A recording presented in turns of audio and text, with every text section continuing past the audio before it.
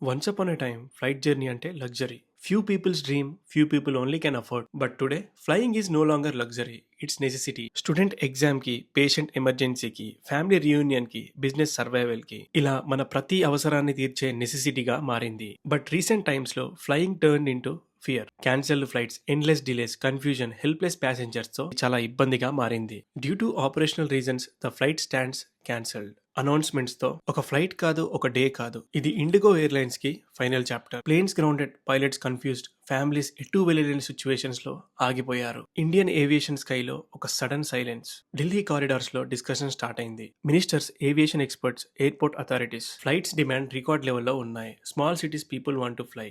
Ticket rates విషయానికి వస్తే sky high. Problem airlines కాదు, ప్రాబ్లం ల్యాక్ ఆఫ్ ఆప్షన్స్ లో ఉంది. ఒక్క ఎయిర్లైన్ కొలాప్స్ అవడంతో ఫ్లైట్ ఆపరేషన్స్ ఆగిపోయాయి. థౌసండ్స్ ఆఫ్ జాబ్స్ ఇంపాక్ట్ అయ్యాయి. ఇక్కడ government realised one key lesson. India's aviation growth is too big to depend on limited players. ఒక airline collapse అయితే ఆ కంట్రీ ఏవియేషన్ సెక్టర్ వీక్ అవుతుందా? లేదు. ఇది న్యూ ప్లేయర్స్ కి డోర్ ఓపెన్ చేసే moment. Passengers demand, new airports, regional కనెక్టివిటీని దృష్టిలో పెట్టుకొని more airlines, more competition, low fares అనే స్ట్రాటజీతో India is getting 3 brand new airlines very soon. Shankh air, Alhind air, fly express. Government ఈ 3 ఎయిర్లైన్స్ ని అప్రూవ్ చేసింది. శంక్ ఎయిర్ అనేది ఉత్తరప్రదేశ్ బేస్ నుండి ఆపరేట్ చేస్తుంది. ఇన్ఫ్రాస్ట్రక్చర్ అండ్ లాజిస్టిక్స్ అనేది దీని బ్యాక్గ్రౌండ్. ఇది డొమెస్టిక్ అండ్ ఇంటర్నేషనల్ రూట్స్ లో ఆపరేట్ చేస్తుంది. ఉత్తరప్రదేశ్ ఇండియాలోనే మోస్ట్ పాపులర్ స్టేట్. ఈ ఎయిర్లైన్స్ తో ఉత్తరప్రదేశ్ ని మేజర్ ఏవియేషన్ హబ్ గా మార్చాలనేది దీని dream. Second, Alhind air. Alhind air Kerala base గా ఆపరేట్ చేస్తూ డొమెస్టిక్ అండ్ ఇంటర్నేషనల్ రూట్స్ లో ఆపరేట్ చేయడం దీని లక్ష్యం. అల్హింద్ గ్రూప్ అనేది already a major name in tourism,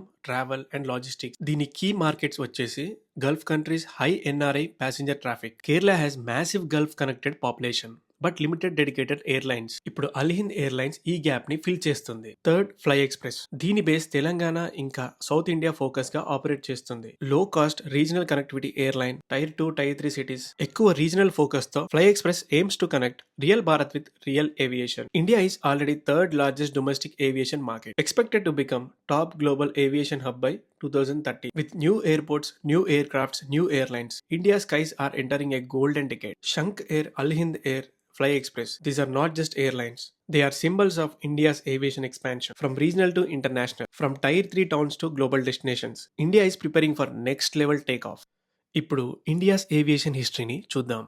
1911 Allahabad. Thousands of people నేల మీద నిల్చొని ఆకాశం వైపు చూస్తూ కన్న కలలు నిజమవుతున్న వేళ ఒక చిన్న aircraft sound. A French pilot Henri ఇండియాలో ఫస్ట్ అఫీషియల్ ఫ్లైట్ ని ఫ్లై చేశాడు. Allahabad to Naini, just 10 kilometres distance. అది కార్గో, క్యారీ చేస్తుంది letters, but symbol India touching the sky for the first time. That flight was small but India's dream was big. అలా మొదలైన ప్రయాణం Karachi to Bombay. Tata airlines. Later it became Air India. RJD Tata didn't see aviation as luxury. He said, India will one day fly its own future. 1947 government airlines ని nationalise చేసింది. అప్పుడు air India international routes లో, Indian airlines domestic routes లో connectivity ఉండేది. 1970, 80s మధ్య ఎలాంటి innovation ఇంకా development లేదు. Old air crafts, delays, limited routes తో ఇండియన్ ఏవియేషన్ స్లో అయిపోయింది. India needed changes and change came. 1991 economic reforms, liberalisation, privatisation, globalisation తో ప్రైవేట్ ఎయిర్లైన్స్ కి ఆపర్చునిటీస్ వచ్చాయి. వాటిలో jet airways, Sahara, Kingfisher ఉన్నాయి. కాంపిటీషన్ ఇంక్రీజ్ అయింది, సర్వీస్ ఇంప్రూవ్ అయింది, choices పెరిగాయి. Flying slowly became aspiration. అలా 2006 లో వన్ ఎయిర్లైన్ చేంజ్డ్ ఎవ్రీథింగ్. అదే ఇండిగో. తర్వాత SpiceJet, Go Air, AirAsia వచ్చాయి.